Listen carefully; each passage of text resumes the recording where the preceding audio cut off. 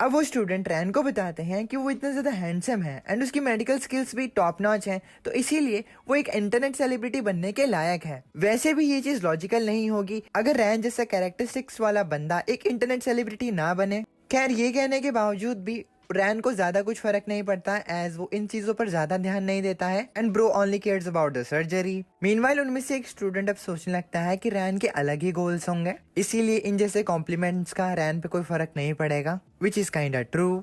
अब उस स्टूडेंट को खुद बुरा फील होने लगता है कि वो रैन जैसा हैंडसम नहीं है, ना ही उसके पास रैन जैसी क्वालिटीज हैं।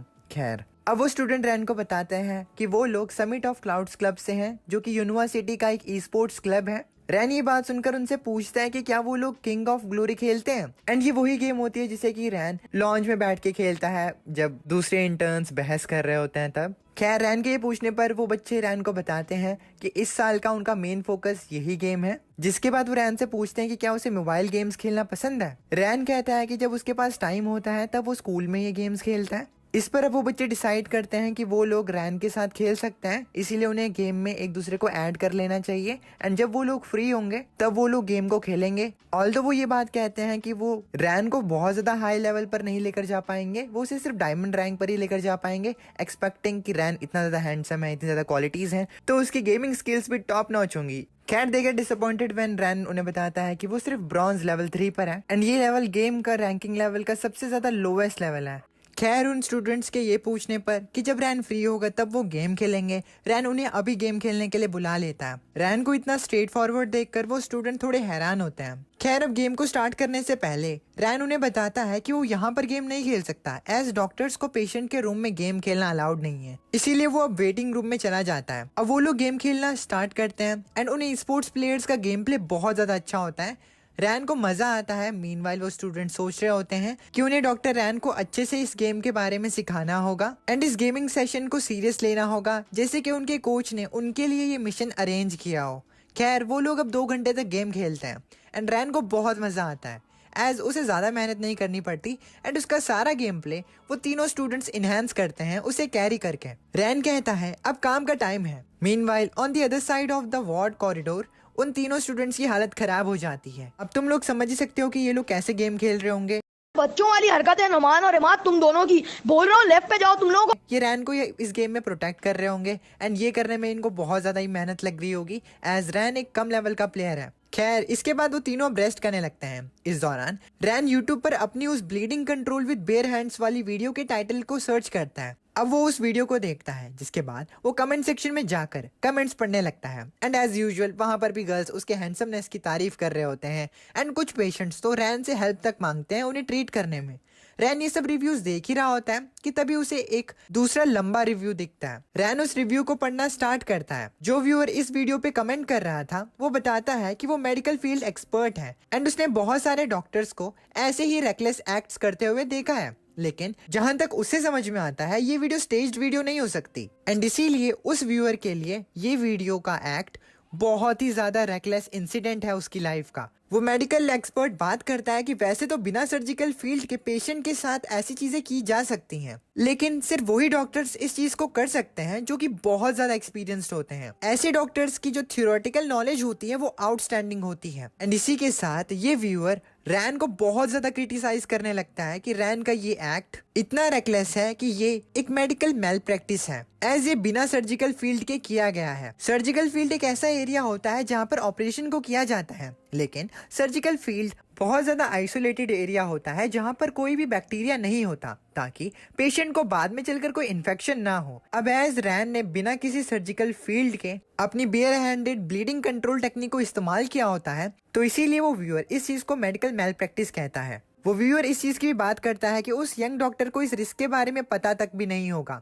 अब वो व्यूअर ये तक कहता है कि अगर वो इस हॉस्पिटल का इंचार्ज होता तो वो रैन का डॉक्टर्स लाइसेंस कैंसिल कर देता एंड उसके खिलाफ एक मेडिकल इन्वेस्टिगेशन करता। यानी कि वो यहाँ पर साफ साफ डायरेक्टर को भी क्रिटिसाइज कर रहा होता है, एज डायरेक्टर ने बाद में चलकर रैन को इस चीज के बारे में ज्यादा कुछ नहीं किया था और ना ही उसके खिलाफ कोई एक्शन लिया था। अब रैन उस व्यूअर की इंफॉर्मेशन के बारे में पढ़ता है। वो व्यूअर चैंगशी प्रोविंशियल हॉस्पिटल का स्पेशलिस्ट डॉक्टर ऑफ मेडिसिन क्वी जिनहाई होता है। इस रिव्यू को पढ़ने के बाद रैन को समझ में आता है कि युनहुआ हॉस्पिटल भले ही चैंगशाई प्रोविंशियल का लीडिंग हॉस्पिटल ही क्यों ना हो, उसे दूसरे प्रोविंशियल हॉस्पिटल्स को अंडर एस्टिमेट नहीं करना चाहिए, एज उनका भी मेडिकल फील्ड में इन्फ्लुएंस है। रैन को अब रियलाइज होता है कि क्यों डायरेक्टर ने उसे रिसर्च पेपर लिखने को कहा।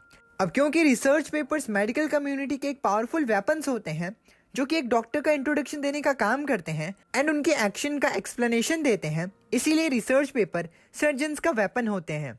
रैन को अब रियलाइज होता है कि एक रिसर्च पेपर कितना इंपॉर्टेंट होता है, इसीलिए वो रिसर्च पेपर का सोर्स इकट्ठा करने के लिए अब कॉलेज की लाइब्रेरी में जाता है, जहाँ पर उसका दोस्त भी होता है।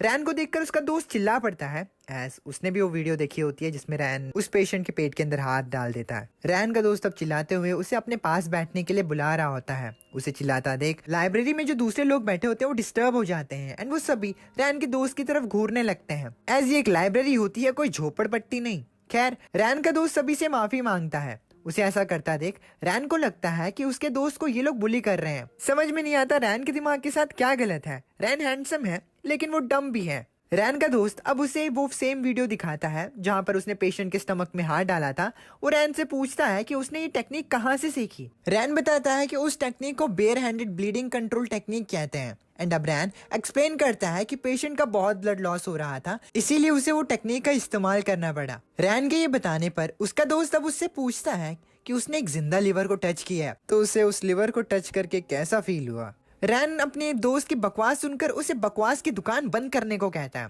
खैर रैन अब उन बुक्स को ढूंढता है जो कि उसकी रिसर्च में मदद करने वाली थी।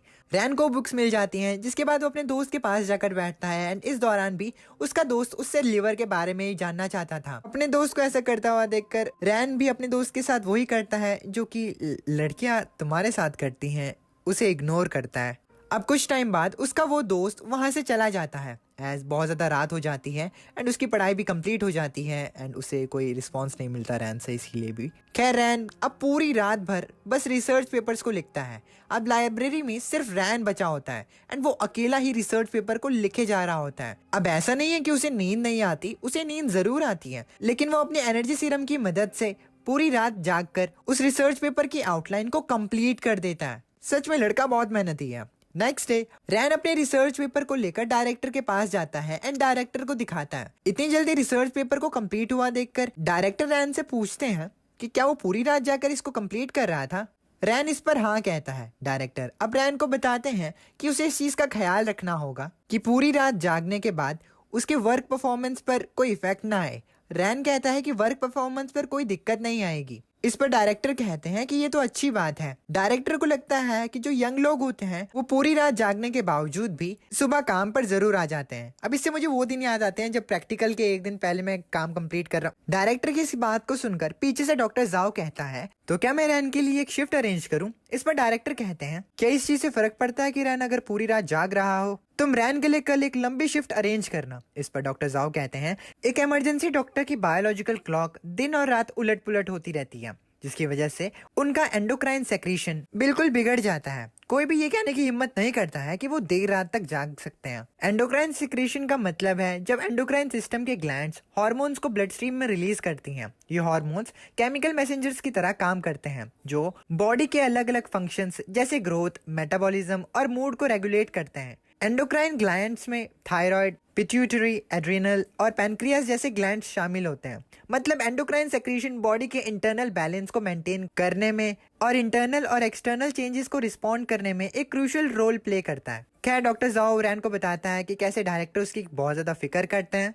खैर रैन की रिसर्च की आउटलाइन को देखकर डायरेक्टर उसकी तारीफ करते हैं, एज वो बहुत ज्यादा अच्छी तरीके से लिखी होती है। रैन ने उस रिसर्च आउटलाइन में एक ऐसे सेक्शन को मेंशन किया होता है जिसमें बिना सर्जिकल फील्ड के इस चीज का पता लगाया जाता है कि ब्लीडिंग सोर्स कहाँ पर है, एंड ये चीज डायरेक्टर को पसंद आती है। डॉक्टर जाओ भी रैन के रिसर्च पेपर को देखते हैं, एज डायरेक्टर खुद रैन के रिसर्च पेपर की तारीफ कर रहे होते हैं। तभी वहां पर डॉक्टर जाओ आता है। जाओ भी रैन के रिसर्च पेपर को देखता है, लेकिन वो इतना इंटरेस्टेड नहीं होता एंड वो रैन को बोलता है कि अगर वो रिसर्च पेपर में उस सर्जरी के बारे में लिखने वाला है जिसमें डायरेक्टर भी शामिल है, तो उसे रिसर्च पेपर में डायरेक्टर का नाम भी रखना चाहिए। इससे रैन को समझ में आता है कि डॉक्टर जाओ चाहता है कि उसका नाम भी रिसर्च पेपर में शामिल हो। बेटे तेज तो तू भी है। खैर रैन डॉक्टर जाओ से पूछता है कि क्या वो ये चाहता है कि वो उसका नाम भी रिसर्च पेपर में लिखे। ये सुनकर डॉक्टर जाओ घबरा जाता है एंड वो मना करने लगता है। मनी मन वो रैन को गाली देता है कि उसे ये चीज इतनी जोर से बोलने की जरूरत नहीं थी अगर वो समझ गया था तो। खैर डायरेक्टर बात करते हैं कि ये तो सिर्फ रिसर्च पेपर का आउटलाइन था एंड रिसर्च पेपर अभी लिखा नहीं गया है, इसीलिए उसके बारे में बात करने का कोई पॉइंट नहीं है। डायरेक्टर बताते हैं कि रैन अभी भी एक न्यू कमर है, इसीलिए उसे इतना ज्यादा फोर्स नहीं करना चाहिए। जिसके बाद डायरेक्टर डॉक्टर जाओ एंड जुओ को उनके खुद की रिसर्च पेपर लिखने के लिए कहता है एंड ये सुनकर उन दोनों के ही आंसू आने लगते हैं। डायरेक्टर अब उन सभी को अपने साथ चलने के लिए कहता है। एज अब वो लोग ऑब्जर्वेशन ड्यूटी पर निकलते हैं। डायरेक्टर रैन को एक पेशेंट को दिखाते हुए पूछते हैं, क्या तुमने इस पेशेंट को ट्रीट किया था? रैन बताता है, हाँ। पेशेंट एक 28-year-old मेल है जिस पर कि एक कंस्ट्रक्शन साइट पर सरिये से हमला किया गया था। आई एम गेसिंग पक्का ये बाइकर गर्ल ही इस आदमी को वहां पर लेकर आई होगी। खैर रैन बताता है कि रैन ने खुद पेशेंट को डिसइंफेक्ट एंड सूचर किया था। डायरेक्टर अब पेशेंट से पूछता है कि उसे कैसा फील हो रहा है। पेशेंट बताता है कि उसे कुछ फील ही नहीं हो रहा। अब पेशेंट डायरेक्टर से क्वेश्चन करता है कि क्या उसे कुछ फील होना चाहिए था। डायरेक्टर कहता है कुछ ना फील करना एक अच्छा साइन है, एज जब बॉडी की वेस्ट इंजर्ड होती है तो पेशेंट को ज्यादातर सोरनेस एंड टेंडरनेस फील होती है, लेकिन अब क्योंकि उसे कुछ फील नहीं हो रहा है तो इसका मतलब पेशेंट की डेब्राइटमेंट एंड सूचरिंग दोनों ही बढ़िया हुई है, जो कि एक अच्छी चीज है। ये सुनकर पेशेंट की वाइफ डायरेक्टर को शुक्रिया कहती है एंड उनके शुक्रिया कहते ही रैन की एक और न्यू अचीवमेंट अनलॉक हो जाती है, जो कि दोबारा से पेशेंट सिंसियर ग्रेटिट्यूड होती है, यानी कि पेशेंट के दिल से शुक्रिया करने पर उसे ये अचीवमेंट मिलती है। इसके रिवॉर्ड के तौर पर रैन को बेसिक ट्रेजर चेस्ट मिल जाती है। रैन सोचता है कि ये दूसरी बार है जब उसे ये अचीवमेंट मिली हो। ध्यान से सोचने पर रैन को पता चलता है कि दोनों ही केसेस में उसे ये अचीवमेंट तब मिली थी जब डायरेक्टर ने खुद रैन की सर्जरी की तारीफ की थी। रैन सोचता है कि उसे डायरेक्टर को ही फॉलो करना चाहिए, इससे वो डायरेक्टर से बहुत कुछ सीख सकता है। खैर अब as system and treasure chest दोनों ही इनविजिबल रहती हैं, यानी कि दूसरे उसे नहीं देख सकते, तो रैन अब उस ट्रेजर चेस्ट को ओपन करता है, ये सोचते हुए कि उसे दोबारा ट्रेजर चेस्ट से एनर्जी सीरम ही मिलेगा। लेकिन टू हिज सरप्राइज उसे इस बार एनर्जी सीरम की जगह मास्टर लेवल एम-टैंग टेक्निक मिलती है। ये टेक्निक एक मल्टीपल स्ट्रैंड इंट्राटेंडिनस सूचिंग टेक्निक है जो जिन बोटैंग, जो चाइना नैनटोंग यूनिवर्सिटी के लेक्चरर हैं, उसने 1992 में इंट्रोड्यूस की थी। ये अलग अलग फॉर्म्स में आता है, जैसे कि 2 स्ट्रैंड और 3 स्ट्रैंड। पहली बार ब्रूनेल, जो एक फाउंडर हैं, उसने जिनबो टैंग की टेक्निक के लिमिटेशन और फ्लेक्सर टेंडन रिपेयर्स के डिफिकल्टीज को सॉल्व करने का एक तरीका मिला। इस टेक्निक को एम-टैंग टेक्निक कहा गया है। मल्टीपल स्ट्रैंड टेंडिनेंस एक ऐसी सर्जिकल टेक्निक को डिस्क्राइब करता है। इस टेक्निक में एक टेंडन को रिपेयर करने के लिए मल्टीपल सूचर्स या फिर स्टिचेस का यूज किया जाता है।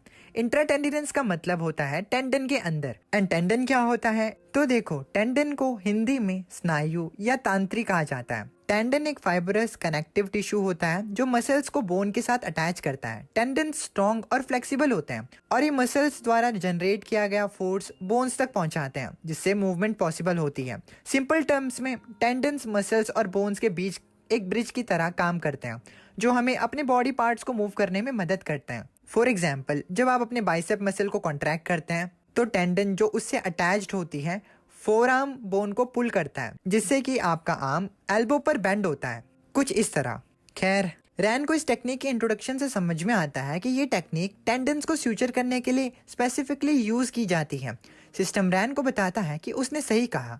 रैन कहता है फ्लेक्सर टिश्यू ह्यूमन हैंड के टिश्यूज का एक ऐसा टिश्यू है जो अगर एक बार डैमेज हो जाता है तो उसे हील करना बहुत मुश्किल होता है। दूसरे शब्दों में कहा जाए तो फ्लेक्सर टेंडन की सर्जरी भी सर्जरी डिपार्टमेंट में सबसे हार्डेस्ट होगी। रैन को समझ में आता है कि प्रीवियस स्किल से और इस स्किल से ऐसा लगता है कि सिस्टम उसे हैंड सर्जरी डिपार्टमेंट में फोर्स कर रहा है। उसे ये इंटरेस्टिंग लगता है।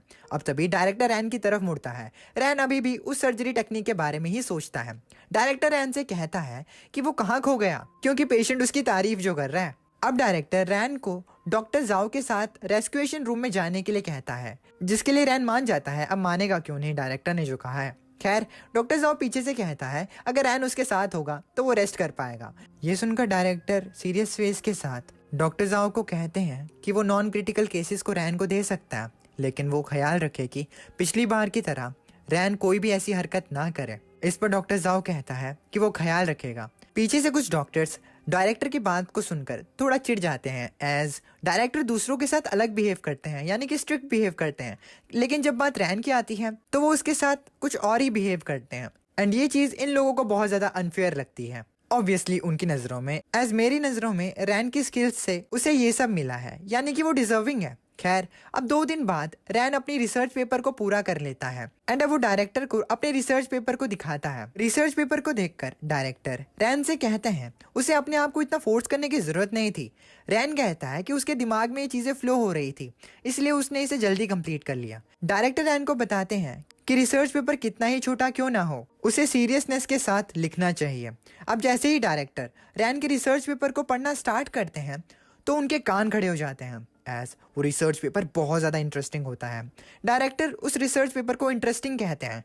उसे ऐसा कहता देख जो दूसरे डॉक्टर्स उसके पीछे होते हैं वो काफ़ी ज़्यादा शॉक्ड हो जाते हैं। तभी डॉक्टर डू, जो कि यूनिवा हॉस्पिटल का रिसर्च पेपर एक्सपर्ट है, वो डायरेक्टर के पास आ जाता है एंड डायरेक्टर से कहता है कि क्या उन्होंने अभी एक अच्छा आर्टिकल पढ़ा। डायरेक्टर डॉक्टर डू को वो रिसर्च पेपर देते हैं, एज वो उनके डिपार्टमेंट के रिसर्च पेपर एक्सपर्ट जो होता है। डायरेक्टर बताते हैं कि ये पेपर रैन का रिसर्च पेपर है। ध्यान से देखने पर डॉक्टर डीयू को पता चलता है कि रैन का पेपर से ये साबित होता है कि उसे सच में बेयर हैंडेड ब्लीडिंग कंट्रोल का एक्सपीरियंस है। ऑल्दो उसकी राइटिंग का स्टाइल काफी ज्यादा इनफॉर्मल है एंड उसकी इंग्लिश इतनी भी कुछ खास नहीं है। थोड़ा और ध्यान से पढ़ने पर डीयू को पता चलता है कि रैन का रिसर्च पेपर एक बिजली के झटके की तरह है। रैन के रिसर्च पेपर में ऐसी कोई भी कमी नहीं है जिसे कि डॉक्टर ड्यू अभी पॉइंट आउट कर सके, इन्फॉर्मेशन के मामले में, राइटिंग के मामले में नहीं। एंड इस चीज से डॉक्टर डीयू को काफी ज्यादा जेलसी फील होने लगती है। डॉक्टर डीयू गुस्से में उस पेपर को ज्यादा जोर से खींच देता है, जिससे कि वो बीच से आधा फट जाता है। मीनवाइल डायरेक्टर रैन को बताते हैं कि भले ही ये सच हो कि रैन की राइटिंग स्किल्स को थोड़ी सी इंप्रूवमेंट की जरूरत हो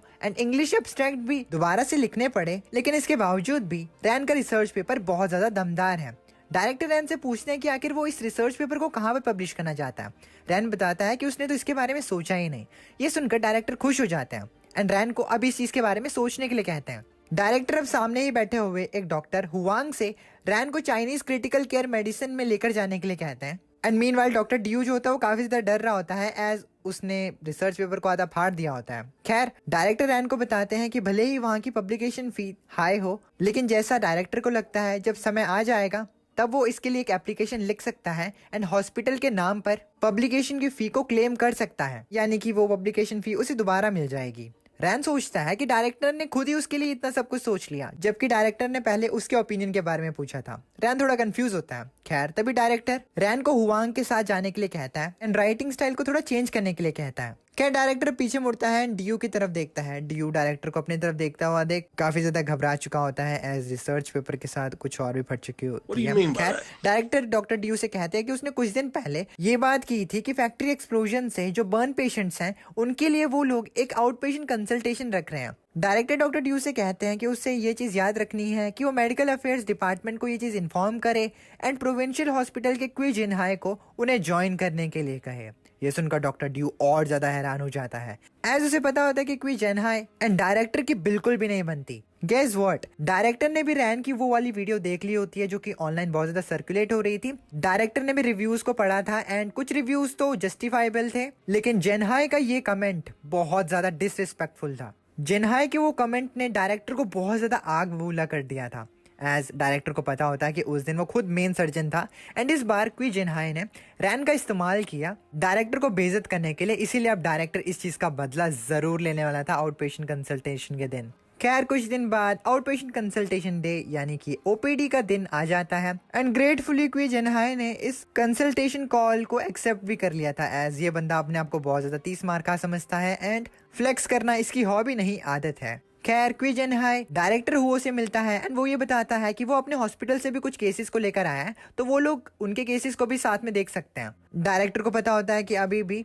क्वी जिनहाई बस फ्लेक्स करने की ही कोशिश कर रहा है। खैर, अब वो लोग उस रूम में जाते हैं जहाँ पर काफी ज्यादा सर्जिकल एक्सपर्ट्स बैठे होते हैं। जाते दौरान डायरेक्टर भी डिसाइड करते हैं कि वो इस बार इस क्वी जिनहाई की क्वी मुर्गी बनाकर जरूर छोड़ेंगे। अपॉन रीचिंग द रूम, क्वी जिनहाई अब सभी को कहता है कि चलो इस कंसल्टेशन को स्टार्ट करते हैं। अब देखो भाई, ये दूसरे के हॉस्पिटल में आया लेकिन वहां पर भी अपना रूल चला रहा है। तभी पीछे से डायरेक्टर कहते हैं कि अभी डायरेक्टर लियू, जो कि People's Liberation Army General Hospital के डायरेक्टर हैं, वो अभी तक यहाँ पर नहीं आए हैं, इसीलिए वो इस कंसल्टेशन को स्टार्ट नहीं कर सकते। इस पर क्वी जिनहाई कहता है कि क्या ये 3 जज ट्रायल होने वाली है? लगता है कि तुम पूरी फैमिली को उठाकर यहाँ पर लेकर आए हो, विच इज अनदर इंसल्ट। भाई देख, मैं बता रहा हूँ, ये बिना साबुन के तुझे धो देंगे तो मत बोल अभी, बट खैर तेरी पिटाई तो ऑलरेडी हो चुकी है। तभी पीछे से एक आवाज आती है जो कि कहती है, क्या 3 जज ट्रायल? अब देखो, 3 जज ट्रायल एक ऐसा सिनेरियो होता है जहां पर 3 डिपार्टमेंट के हाईएस्ट रैंकिंग चीफ्स एक सेम टाइम पर एक सेम केस को हैंडल करते हैं, तो उसे 3 जज ट्रायल कहते हैं। याद रखना, कभी स्कूल में पूछ सकते हैं। खैर, ये आदमी डायरेक्टर लियू ही होते हैं। उनके वहां पर आते ही सभी लोग उनकी तरफ देखने लगते हैं एंड डॉक्टर जाओ एंड डॉक्टर जुओ थोड़े हैरान होते हैं उन्हें देखकर। I don't know why, but Ryan एकदम स्ट्रेट फेस के साथ उन्हें देखता है। डायरेक्टर लियू माफी मांगते हैं एज वो थोड़ा लेट हो चुके होते हैं, लेकिन तभी डायरेक्टर हुओ उन्हें रिस्पेक्टफुली चेयर पर बैठा देते हैं। यहाँ से पता चलता है कि डायरेक्टर हुओ उनकी काफी ज्यादा रिस्पेक्ट करते हैं। मेनवाइल अभी से क्वी जिन्हाई की नाक लग जाती है, यानी कि वो इन्हें देखकर इतना ज्यादा इंटरेस्टेड नहीं होता एज ईगो बहुत ज्यादा है इस बंदे में। खैर, डायरेक्टर हुओ क्वी जिन्हाई के बगल से निकलते हैं एंड जिन्हाई अभी भी उन्हें गुस्से वाले चेहरे से देख रहा होता है। डायरेक्टर अब सभी के सामने जाते हैं, उनके पीछे प्रेजेंटेशन स्क्रीन होती है एंड अब डायरेक्टर हुओ ऑफिशियली इस आउट पेशेंट कंसल्टेशन को स्टार्ट कर देते हैं। प्रेजेंटेशन में डायरेक्टर सभी एक्सपर्ट डॉक्टर्स को दिखाते हैं कि उनके पास 2 काफी ज्यादा सीरियस क्रिटिकल पेशेंट्स आए हैं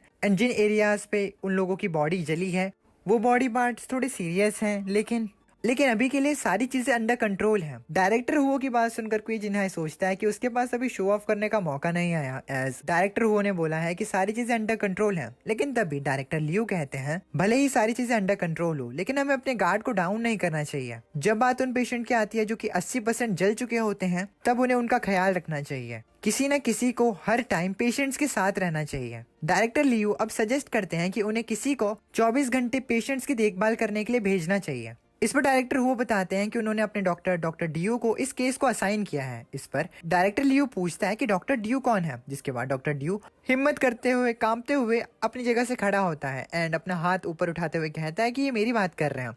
डायरेक्टर लियू जैसे ही डॉक्टर डियो को देखते हैं तो वो कहते हैं कि वैसे मैं इस चीज को नहीं कहना चाहता, लेकिन तुम इस केस के लिए बहुत ज्यादा बूढ़े हो। ये सुनकर डॉक्टर डियो काफी ज्यादा शॉक्ड हो जाता है, क्योंकि डायरेक्टर लियू खुद एक बूढ़ा है एंड वो मतलब किसी को इतना बूढ़ा कैसे कह सकता है। खैर, डायरेक्टर लियू की बात से डायरेक्टर हुओ काफी ज्यादा कन्विंस होता है एज ये चीज सेंस बना रही होती है। इस चीज के लिए डॉक्टर डियो थोड़ा बूढ़ा तो होता है। डायरेक्टर लियू अब बताते हैं कि पेशेंट्स के साथ कुछ भी हो सकता है, इसीलिए उन्हें एक यंगर अटेंडिंग फिजिशियन को इस काम को असाइन करना चाहिए एंड ये चीज भी बढ़िया रहेगी कि अगर वो उन पेशेंट्स पर 2400 घंटे नजर रखें। डायरेक्टर लियू सजेस्ट करते हैं कि उस फिजिशियन को 1 महीने के लिए उन पेशेंट्स पर 2400 घंटे निगरानी रखनी होगी, तब उन्हें इस चीज का आइडिया लग पाएगा कि वो उन दोनों पेशेंट्स को बचा सकते हैं कि नहीं। डायरेक्टर लियू ने बहुत ज्यादा ही केयरफुली इस चीज को सोचा होता है एंड वो काफी हद तक सही होते हैं एंड इसी वजह से डायरेक्टर हुओ उससे काफी ज्यादा कन्विंस होते हैं। डायरेक्टर लियू को बताते हैं कि वो इस चीज को बाद में अरेंज करेंगे।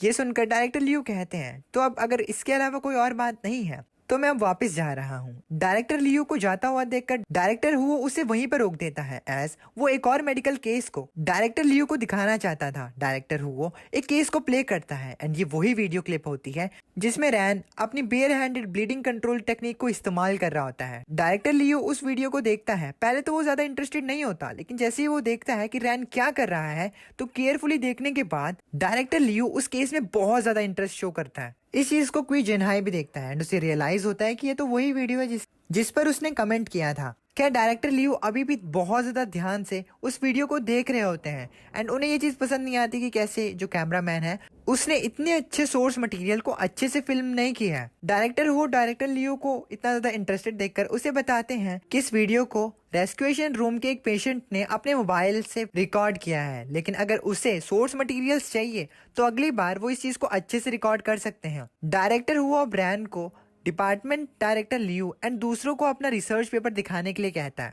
डायरेक्टर वो सभी को बताते हैं कि बेयर हैंडेड ब्लीडिंग कंट्रोल जो है वो कोई जादुई चीज नहीं है एंड अब वो इस चीज के बारे में सभी को पूरी तरह से बताने वाले हैं इन रिसर्च पेपर की मदद से। रैन डायरेक्टर हुआ की बात मानते हुए खड़ा होता है। उसके हाथ में काफी ज्यादा रिसर्च पेपर्स की कॉपीज होती हैं, जिसके बाद वो एक एक करके सभी को वो रिसर्च पेपर की कॉपीज हैंड आउट करता है। जब रैन अपने रिसर्च पेपर की कॉपी क्वी जिन्हाई को देता है तो जिन्हाई उसे देखकर काफी ज्यादा शॉक्ड होता है एज वो रैन को जानता था उस वीडियो की वजह से एंड क्योंकि रैन अब एक इंटरनेट सेलिब्रिटी डॉक्टर था तो क्वी जिन्हाई भी उसे बहुत ज्यादा जल्दी पहचान लेता है। जिन्हाई को याद होता है कि ये तो वही इंटरनेट सेलिब्रिटी डॉक्टर है जिसे कि उसने उस टाइम पर इंटरनेट पर अप्रूव नहीं किया था, लेकिन अब जिन्हाई को समझ में नहीं आता कि ये बंदा इंटरनेट सेलिब्रिटी कैसे बन सकता है। एज वो अभी भी रैन को एक रेकलेस डॉक्टर समझता है एंड उसे लगता है कि रैन अपनी अपीयरेंस की वजह से ही एक इंटरनेट सेलिब्रिटी बन पाया। क्वी जिनहाई अब उस रिसर्च पेपर को पढ़ना स्टार्ट करता है। जिनहाई को लगता था कि काफी ज्यादा रिसर्च पेपर्स जो होते हैं उनमें बस बकवास भरी होती है।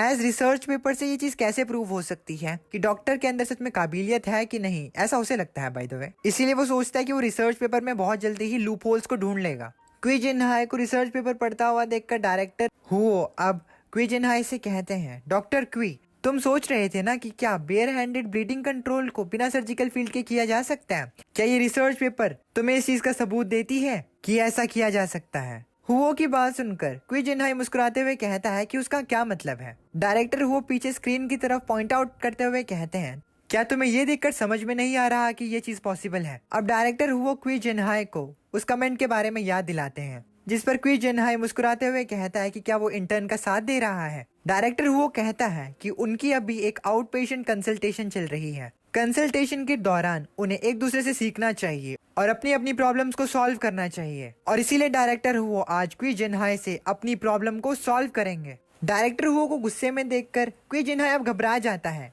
वो एक्सप्लेनेशन देने की कोशिश करता है लेकिन तभी डायरेक्टर हुओ उसे बताते हैं कि उस जैसे लोग जो कि दूसरों को नीचा दिखाते हैं एंड अपनी पोजीशन का फायदा उठाते हैं दूसरों को दबाने के लिए, उस जैसे लोग डायरेक्टर हुओ को बिल्कुल भी पसंद नहीं है। डायरेक्टर हुओ क्वी जिनहाई से पूछते हैं कि इस चीज से क्या फर्क पड़ता है कि रैन एक इंटर्न है। क्या उसे ऐसा लगता है कि क्योंकि वो एक चीफ फिजिशियन है तो उसके पास रैन को क्रिटिसाइज करने की अथॉरिटी है? डायरेक्टर वो अब जिनहाई से पूछते हैं कि क्या वो खुद बेयर हैंडेड ब्लीडिंग कंट्रोल को कर सकता है? उस जैसे लोग सिर्फ बोलना जानते हैं, करना नहीं। डायरेक्टर वो को ये सब बोलता हुआ देखकर क्वी जिनहाई अब डायरेक्टर वो से कहता है कि वो अपनी पोजीशन का फायदा उठा रहा है उसे बेइज्जत करने में। इस पर अब डायरेक्टर वो काफी ज्यादा गुस्सा हो जाते हैं एंड वो जिनहाई से कहते हैं कि क्या उसने रिसर्च पेपर नहीं पढ़ा है। वो बिना बात के जिनहाई को अक्यूज नहीं कर रहा। डायरेक्टर वो अब गुस्से के साथ जिनहाई को पंच करने की बात करते हैं लेकिन तभी बीच में डायरेक्टर लियू उन दोनों को रोक लेते हैं एज अभी तक सभी ने रिसर्च पेपर को नहीं पढ़ा होता। क्वी जिनहाई अब अपनी सफाई में कहता है कि उसका ये मतलब नहीं था कि बेयर हैंडेड ब्लीडिंग कंट्रोल को ऐसे नहीं किया जा सकता। वो बस ये कहना चाहता था कि ये एक मेडिकल मेल प्रैक्टिस है एज उन्हें ह्यूमन लाइफ की कोई चिंता नहीं है अगर कुछ उसे हो जाए तो। इस पर डायरेक्टर हुओ एंड क्वी जिनहाई की अब दोबारा से बहस होने लगती है एंड डायरेक्टर हुओ जम के इस बार क्वी जिनहाई की बेइज्जती करते हैं सबके सामने। डायरेक्टर हुओ कहते हैं कि क्वी जिनहाई एक इंटर्न के बराबर कैपेबल भी नहीं है। इन दोनों को ऐसे झगड़ता हुआ देखकर डायरेक्टर लियू अब इन्हें सजेस्ट करते हैं कि क्यों ना ये इस रिसर्च पेपर के ऑथर को बोलने का मौका दें। इस पर वो दोनों ही राजी हो जाते हैं एंड अब डायरेक्टर हुओ रैन को बोलने के लिए कहते हैं। इससे पहले रैन कुछ बोलता क्वी जिनहाई रैन के सामने 2 क्वेश्चंस रख देता है। वो रैन से पूछता है कि जब वो बेयर हैंडेड ब्लीडिंग कंट्रोल को उस समय पर कर रहा था तो वो कितना कॉन्फिडेंट था ये करते हुए और क्या उसने इस चीज के बारे में नहीं सोचा कि अगर वो फेल हो जाएगा तो उसके क्या नतीजे होंगे। रैन बताता है कि अगर वो फेल हो जाता तो इस चीज से पेशेंट की मौत हो जाती एंड ऑपरेशन के दौरान एंड ऑपरेशन के बाद भी बहुत ही ज्यादा सीरियस ब्लीडिंग होती जिसकी वजह से काफी ज्यादा ऑर्गन्स फेल हो जाते हैं। डॉक्टर क्वी रैन से पूछता है कि अगर उसे इतने सारे सीरियस कॉन्सिक्वेंसेस के बारे में पता था क्या तब भी उसने उस टेक्निक को इस्तेमाल करने के बारे में सोचा। इस पर रैन हाँ कहता है। अब डॉक्टर क्वी जोर जोर से हंसने लगता है एज उसे लगता है कि उसने रैन को फंसा लिया है एज से यही प्रूव होता है कि रैन ने एक मेडिकल माल प्रैक्टिस की है। इस चीज पर रैन डॉक्टर क्वी को जवाब देता है कि रियलिटी में ऐसा एक्सीडेंट हुआ ही नहीं, यानी कि पेशेंट के ना ही ऑर्गन फेल हुए, ना ही उसे ऑपरेशन के दौरान ऑपरेशन के बाद में कोई सीरियस ब्लीडिंग हुई, ना ही उसकी मौत हुई। ये सुनकर जितने भी डॉक्टर्स वहां पर बैठे होते हैं वो सारे रैन को जवाब देता हुआ देखकर काफी ज्यादा शॉक्ड हो जाते हैं सिवाय डायरेक्टर के। डायरेक्टर को ये चीज पसंद आती है कि रैन ने इस चीज का जवाब दिया।